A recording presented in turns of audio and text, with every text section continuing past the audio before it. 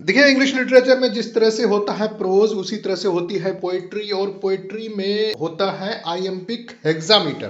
तो इस वीडियो में आइएम्बिक और हेक्सामीटर दोनों को अलग अलग तरीके से समझेंगे, दोनों का एग्जाम्पल देखेंगे एक साथ में। तो चलिए वीडियो को स्टार्ट करते हैं। वेलकम टू इंग्लिश एजुकेटर्स, आपका इंग्लिश एजुकेटर्स पे स्वागत है। देखिए, समझते हैं सबसे पहले आइएम्बिक को। आइएम्बिक क्या है? What is iambic? देखिए, लैटिन में हम आइएम्बस बोलते हैं और ग्रीक में हम आइएम्बोस बोलते हैं, और ओरिजिनल फॉर्म है इसका आई ए एम बी। आईएम मतलब होता है फुट इन पोएट्री। पोएट्री में एक फुट को बोलते हैं, और फुट क्या है पोएट्री में? A foot equal to syllables, मतलब एक फुट बराबर 2 सिलेबल्स। अब 2 सिलेबल्स क्या? देखिए, जब हम कोई वर्ड प्रोनाउंस करते हैं, उसको हम उच्चारण करते हैं, उसका हम तलफ़ुज़ अदा करते हैं उस वर्ड का, तो उसके वर्ड में जो उतार जो और चढ़ाव जो होता है, उसी को हम बोलते हैं सिलेबल। अब जैसे एक एग्जांपल है क्लेवर। तो यहां पर देखिए क्लेवर, इसमें 2 सिलेबल्स पाए जा रहे हैं। क्ले एक सिलेबल है, वर दूसरा सिलेबल है। तो यह यहां पर जो है, पहला जो है क्ले स्ट्रेस्ड सिलेबल है, और वर अनस्ट्रेस्ड सिलेबल है। मतलब कि पहले को हम खींच के पढ़ रहे हैं और दूसरे को जो है हम जल्दी से पढ़ रहे हैं। तो ये आपका एक फुट हुआ। और सेम आई एम भी होता है, लेकिन आई एम और फुट में सिर्फ डिफरेंस ये है कि आई एम का मतलब होता है पहला अनस्ट्रेस्ड सिलेबल, मतलब पहले को हम जल्दी से पढ़ते हैं और दूसरे सिलेबल को हम खींच के पढ़ते हैं, तो वो हो जाएगा आई एम। आई एम मतलब unstressed first and next stressed. जैसे कि एग्जाम्पल है अबव।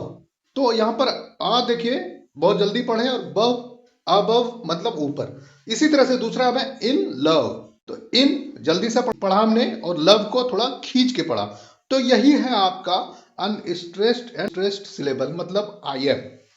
क्लियर है? अब हम समझते हैं हेक्सामीटर क्या है। देखिए, हेक्सामीटर जो वर्ड है, हेक्सा का मतलब होता है 6 का मतलब 6, और मीटर का मतलब होता है मेट्रिकल फीट। मतलब के कॉम्बिनेशन ऑफ मेनी फीट, बहुत सारे फीट को जब मिला करके हम एक मेट्रिकल लाइन बनाते हैं, पोएटिक लाइन बनाते हैं, उसी को हम बोलते हैं हेक्सामीटर। तो कुल मिला करके hexameter is the metrical poetic line consisting of 6 feet, मतलब 6 फीट उसमें कंसिस्ट करता है, या 1 फुट बोल सकते हैं उसको। क्लियर है यहां तक? अब इसको क्रोनोलॉजिकल ऑर्डर में अगर समझें, तो हम इस तरह से सिलेबल से हम फुट बनाते हैं, और फुट का प्लूरल है फीट, तो ये फीट हुआ, और फीट से मीटर बनता है। तो शॉर्ट में समझिए कि 2 syllables make a foot, 2 syllable की वजह से 1 फुट बनता है, और फुट का प्लूरल है फीट, और बहुत सारे फीट को मिला करके हम मीटर बनाते हैं। तो कुल मिलाकर के 6 फीट का मतलब हेक्सामीटर। अब एक एग्जांपल से समझते हैं इसको। देखिए, एग्जाम्पल है यहाँ पर, देखिए 6 फीट का, और ये एग्जाम्पल है आइएम्बिक हेक्सामीटर का भी। देखिए यहाँ पर है 1 feet, 2 feet, 3 feet, 4 feet, 5 feet, 6 feet. तो यहाँ पर यू और प्लस स्लैश करके जो है, यू स्लैश ये जो है यहाँ पर सिलेबल है, जैसे दोज, ड्रॉप्स। तो ये सब सिलेबल है, आप पूरे देख सकते हैं दोनों लाइन को। इसमें 2 लाइनों में टोटल 12 सिलेबल्स पाए जा रहे हैं। पहले में 6 सिलेबल और दूसरे में भी 6 सिलेबल। और यू जो है इंडिकेट करता है यहाँ पर अनस्ट्रेस्ड सिलेबल को, जैसा कि मैंने बताया कि आई एम का मतलब पहला अनस्ट्रेस्ड। तो देखिए यहाँ पर पहला अनस्ट्रेस्ड है, और दूसरा सिलेबल जो है, जो स्लैश की तरह है, डंडी की तरह, वो जो है आपका स्ट्रेस्ड सिलेबल है। और जो सीधी लाइन है, स्ट्रेट लाइन है, वो फीट के बीच में डिवीजन है। क्लियर है यहां तक? देखिए, एक बात और यहां पर समझिए कि आइएम्बिक हेक्सामीटर का दूसरा नाम भी है, और दूसरा नाम है इसका, हम इसको अलेक्जेंड्राइन के नाम से जानते हैं आइएम्बिक हेक्सामीटर को।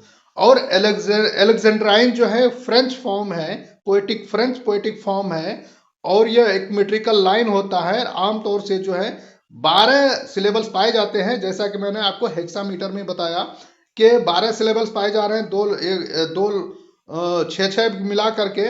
और उसमें एक पॉज होता है, पॉज को हम बोलते हैं सेजुरा, जिसको हम ब्रेकअप बोलते हैं, और बीच में वो ब्रेकअप होता है जो कि लाइन को सेपरेट करता है 6 सिलेबल्स। यहां पर देखिए एक एग्जांपल है पीबी शैली द्वारा लिखा गया ओड टू अ स्काईलार्क। इसमें से जो फाइनल स्टैंजा है इसमें teach me half the gladness, आप पूरा पढ़ सकते हैं, और यहाँ पर जो है आइएम्बिक हेक्सामीटर में यह लिखा हुआ है। ठीक है, तो उम्मीद है आपने आइएम्बिक हेक्सामीटर को इंग्लिश लिटरेचर में और एग्जाम्पल के साथ में अच्छी तरह से समझ लिया है। Thanks for watching English educare desk.